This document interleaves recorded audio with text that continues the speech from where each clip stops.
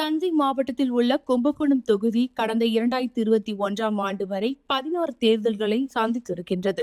இதில் அதிமுக 2 முறையும், திமுக 7 முறையும் வெற்றி பெற்றுள்ளது. இதனால் கும்பகோணம் திமுகவின் கோட்டையாக கருதப்பட்டது. இந்த ஆண்டு 2026 நடந்த சட்டசபை தேர்தலில் முதன்முறையாக களம் கண்ட தாவேகா கும்பகோணத்தை தன்வசப்படுத்தியுள்ளது. தற்போது தமிழகத்தில் தாவேகா ஆட்சி அமைய உள்ளன. இந்த சூழலில் கும்பகோணம் தொகுதி மக்கள் நீண்ட காலமாக வலியுறுத்தும் கோரிக்கைகள் ஏராளம் உள்ளது.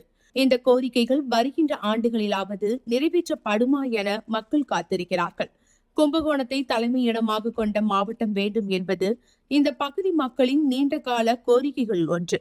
கடந்த திமுக ஆட்சியிலும் சரி, அதிமுக ஆட்சியிலும் சரி இந்த கோரிக்கை நிறைவேற்றப்படவே இல்லை.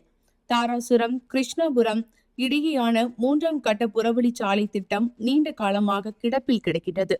சுவாமி மலையில் செய்யப்படும் சிலைகளுக்கு கலைப்பொருட்கள் சான்றிதழ்கள் பெற சென்னைக்கு செல்ல வேண்டிய நிலை ஏற்பட்டுள்ளது. இந்த சான்றிதழ் பெற கும்பகோணம் பகுதியில் அலுவலகம் அமைக்க வேண்டும் என்பதும் நீண்ட கால எதிர்பார்ப்பாகும்.